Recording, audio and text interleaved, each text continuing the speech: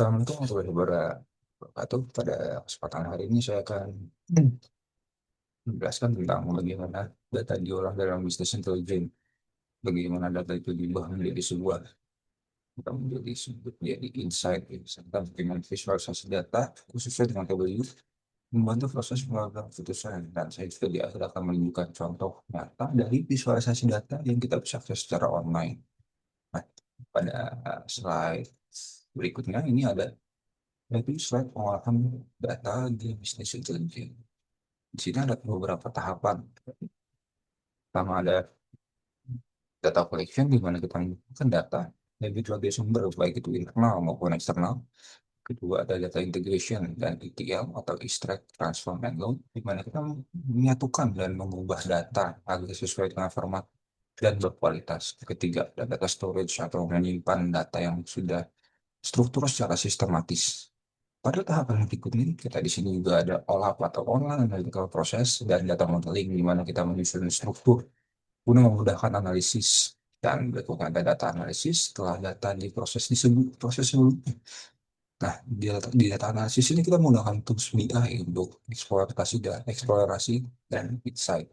Setelah itu, kita akan memvisualisasikan data dan membuat laporan di data visualization and reporting, di mana menampilkan output dalam bentuk grafik, dashboard, dan laporan interaktif untuk user. Nah, di tahapan terakhir ada user access and delivery, di mana kita mengirimkan hasil akhir report yang sudah kita buat ke user, bisa menggunakan email, portal, dashboard, atau lainnya. Nah, bisa dibilang di sini proses BI dimulai dari pengumpulan data dari berbagai sumber, baik itu internal maupun eksternal, lalu akan difilter dan diubah dalam proses ETL.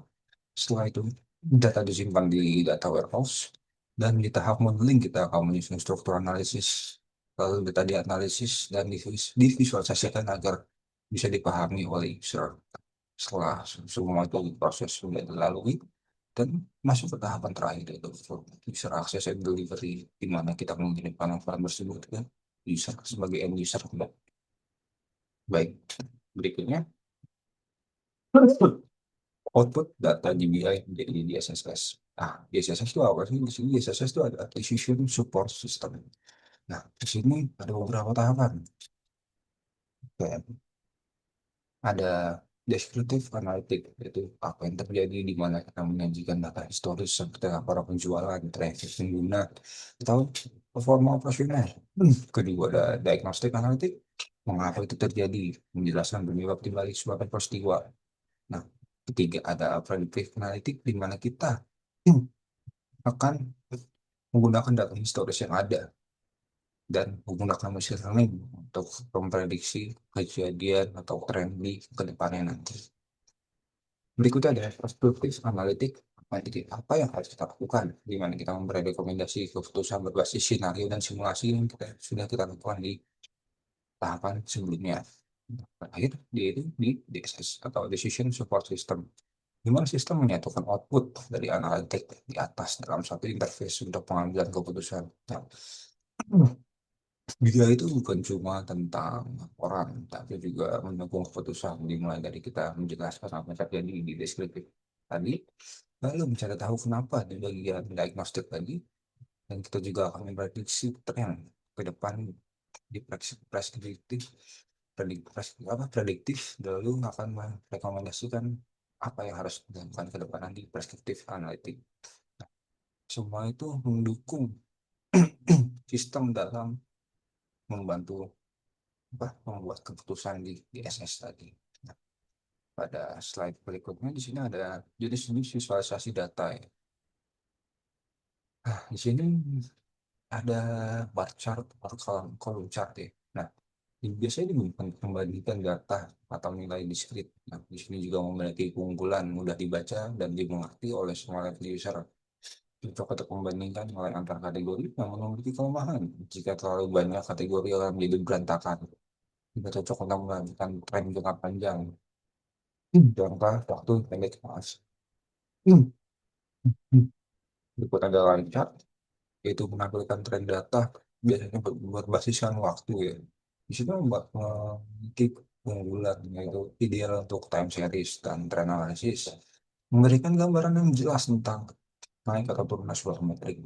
Kelemahannya yaitu garisnya terlalu banyak, membuat pembacaan jadi sulit, noise pada data juga membuat tren terlihat misleading.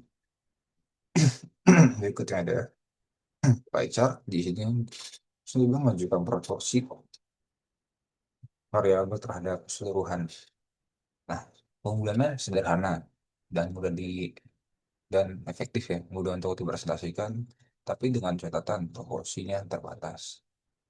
Kelemahan di sini sulit dibandingkan jika ada banyak kategori.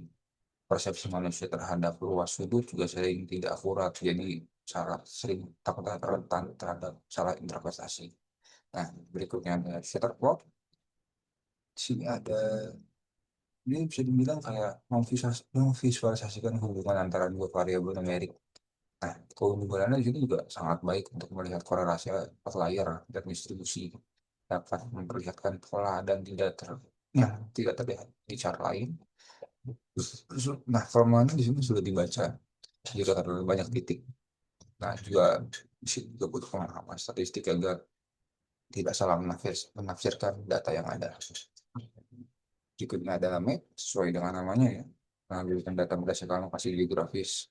Keunggulan sangat kuat untuk data spasial atau regional, mudah untuk mendeteksi distribusi dan hotspot pada lokasi. Kelemahannya butuh data lokasi yang akurat, tidak cocok untuk data yang memiliki konteks geografis.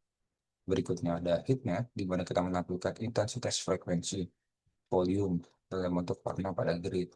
Keunggulannya cepat menunjukkan area padat atau dominan, dan efektif juga untuk data agresi dua dimensi. Nah, namun kelemahannya butuh legenda yang warna yang jelas, sulit untuk membaca nilai kuantitatif secara langsung. Berikutnya di sini documentary map. Nah, keunggulan Tringa di sini memanfaatkan ruang layar secara efisien dan juga sangat baik untuk perbandingan hierarkis proporsional. Kelemahannya perbedaan area antar kotak sulit dibedakan jika nilainya mirip-mirip, tidak cocok untuk menunjukkan tren waktu atau distribusi. Di sini ada box dan wish report. Dia kayak visualisasi statistik, data, median, kuartil, atau outlier. Ya, keunggulannya di sini memberikan gambaran distribusi, penyebaran, dan outlier secara cepat, bermanfaat dalam analisis kualitas data atau kontrol proses. Namun kelemahannya sulit dipahami oleh user non-teknis. Tidak ideal untuk storytelling dan presentasi karena terlalu teknis. Berikutnya di sini kriteria visualisasi yang efektif, relevan dengan pertanyaan bisnis. Visualisasi harus menjawab pertanyaan inti dari user atau stakeholder, di mana setiap grafik dibuat dengan tujuan yang spesifik, hindari menampilkan data hanya yang tersedia. Misalnya kayak kita punya data banyak banget nih, taruh satu di satu grafik, nah itu nggak bagus. Karena tujuan spesifiknya tidak ada di situ ya. Nah, dan kalau datanya sebanyak itu juga, stakeholder atau user juga akan sangat bingung baca datanya, kok banyak banget gitu kan. Nah, bisa dibilang kayak contoh di slide ini ya, sebelah kanan ini ada tiga produk, whisky, brandy, and tequila, di mana kita bisa lihat di 2021, di sini bisa bilang trennya untuk tequila tuh turun. Nah, user dan stakeholder pasti juga akan muncul pertanyaan, kenapa tiba-tiba turun? Sedangkan untuk branding dia naik. Nah, terus whisky pun dia di 2021 naik ya, walaupun tidak signifikan. Tapi kenapa si Tekla ini dari tahun ke tahun selalu turun penjualannya? Nah, itu kan jadi pertanyaan ke stakeholder. Tapi terutama stakeholder ini, apakah produk ini bermasalah atau apa market sudah mulai tidak tidak suka dengan produk tersebut. Nah, seperti itu outcome yang bisa bilang seperti itu. Berikutnya ada akurat dan tidak misleading. Visual harus menggambarkan fakta yang yang benar ya, dan tidak menipu secara visual, dengan menghindari penggunaan skala sumbu yang dipotong secara ekstrim. Jangan memakai grafik 3D karena bisa memicu misleading ya, karena ya gambarnya 3D jadi agak sulit dibaca juga, dan nilai tambahnya nggak ada ya, bisa bilang. Nah, label angka dan satuan juga jelas dan benar ya, harus harus betul. Karena biar nggak salah baca juga. Nah, yang bisa dibilang contohnya di sebelah kanan kita ini. Nah, di sini pasti akan muncul misleading jelas. Ya, asal saat kita baca chart ini, tiba-tiba ini 120 naik terus trennya seakan-akan kayak signifikan banget nih. Di Januari itu sudah 120, ngebut banget gitu. Kalau kita lihat di bawah sini, dia startnya dari 80. Dan kalau kita lihat sebenarnya ini nggak terlalu signifikan juga. Tipis bisa dibilang. Nah, itu yang bisa dibilang contoh yang salah pada chartnya ya. Karena tidak akurat dan dapat memicu misleading. Berikutnya, sumbu dan skala proporsional, di mana menggunakan skala yang tepat dan konsisten agar interpretasi visual tidak bias. Secara kata antar titik atau bar harus konsisten secara proporsional, pastikan skala antar chart sebanding jika dibandingkan dengan secara paralel. Nah, ini contohnya. Ini adalah contoh lancar dengan sumbu Y proporsional karena dimulai dari nol sesuai dengan prinsip yaitu skala dan sumbu proporsional, tidak seperti chart sebelumnya yang di start di 80. Berikutnya, sederhana dan tidak ramai. Visual fokus pada insight, tidak pada tampilan yang terlalu ekstrim dan berlebihan. Gunakan warna sepatunya, hindari terlalu banyak elemen. Maksimalkan white space agar user tidak capek saat baca chartnya. Jangan masukkan informasi terlalu banyak dalam satu grafik. Lebih baik dipecah-pecah ke grafik-grafik kecil lainnya. Nah, bisa dibilang pada kelompok sebelah kanan kita ini. Di sini ada dua tabel penjualan per dua produk oli yaitu 1040W dan 5W40. Nah, ini bisa kita lihat saat kita melihat family ini apa outcome-nya juga sudah jelas gitu kan. Karena visualisasinya sederhana, data yang perlu kita cari juga sudah terlihat jelas gitu kan. Pada misalnya coba contoh ini ya Moto 10W40. Produk ini di Januari pada warna orange dia terjual 15. Sedangkan untuk Februari dia hanya terjual di 10. Seperti itu. Pada slide berikutnya, di sini ada interaktif. Interaktivitas memungkinkan penggunaan eksplorasi lebih dalam tanpa membuat grafik jadi terlalu padat. Filter dan dropdown guys ini memiliki peran penting ya. Kayak user jadi bisa lihat data jadi lebih simpel, lebih cepat, karena punya ada kita misalnya tahun tertentu, region tertentu, nah seperti itu. Nah, bisa bilang kayak contoh di sebelah kanan di mana di sini ada kategori sales dan subkategori di mana kita bisa memilih sesuai salah apa yang kita inginkan. Jadi kita bisa melihat sales trend sesuai dengan kategori yang kita mau. Jadi nggak nggak jadi satu chart yang untuk sama itu numpuk semua data.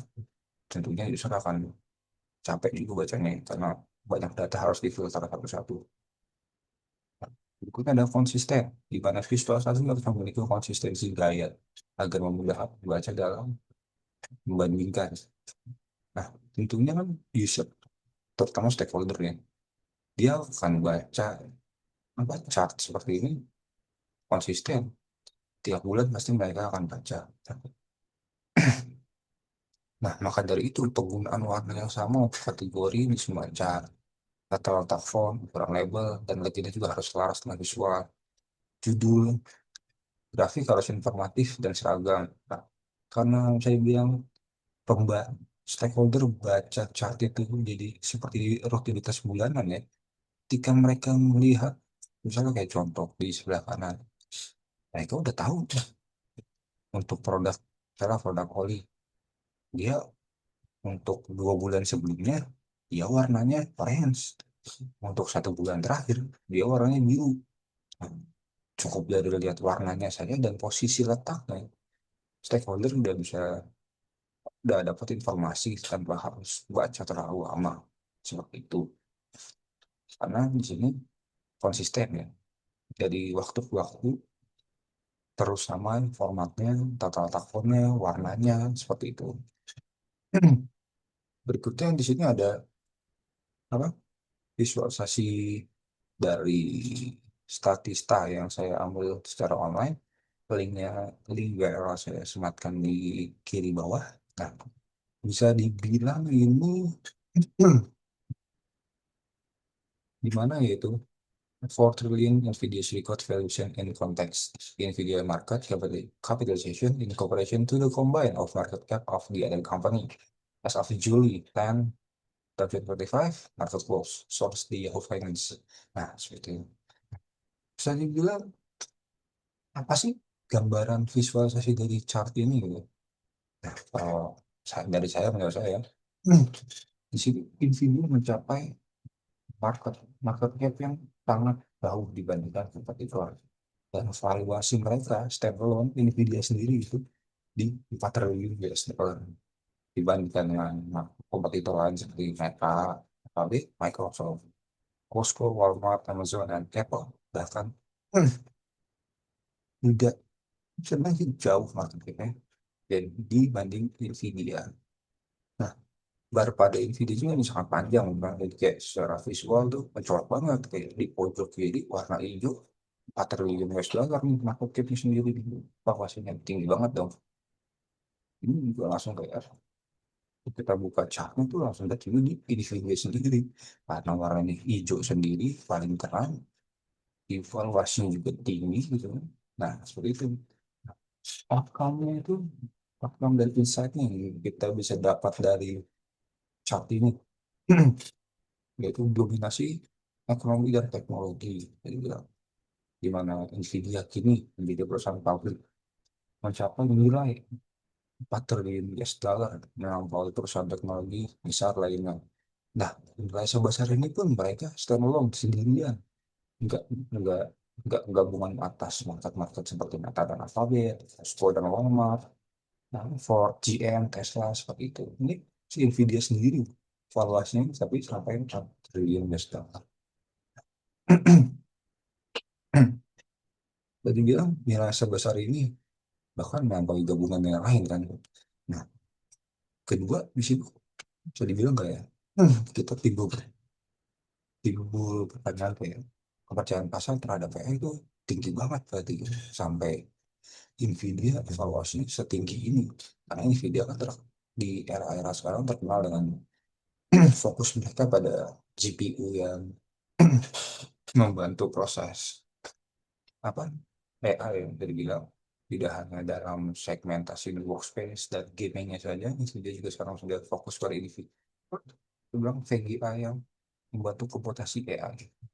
Nah, pencapaian ini mau merefleksikan keyakinan investor pada Nvidia yang berada di jantung revolusi AI saat ini, terutama pada GPU AI dan chip deep learning yang mereka.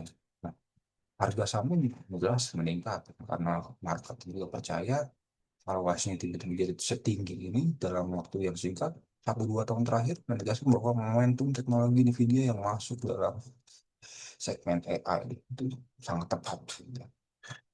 Nah, terus juga kita bisa membandingkan kayak strategi dan produk dari perusahaan-perusahaan yang ada di chart ini. Nah, chart ini juga bukan membandingkan mengenai doang sih, tapi juga refleksi terhadap apakah visualisasi atas valuasi Nvidia ini terlalu berlebihan dan jika dibandingkan dengan market lainnya. Terus juga apa yang bikin Apple, Microsoft itu kalah sama si Nvidia ini? Mereka cuma di kisaran 3 triliun US dollar ini. Apakah strategi mereka ada yang salah? Ataukah karena mereka telat masuk apa AI ini jadi membuat mereka tertinggal dengan Nvidia? Nah, lantas bagaimana sih strategi Nvidia pada hardware dan software mereka yang membuat berbeda dari para kompetitor? Nah, ini kita bisa mengambil benchmark dan risiko ya.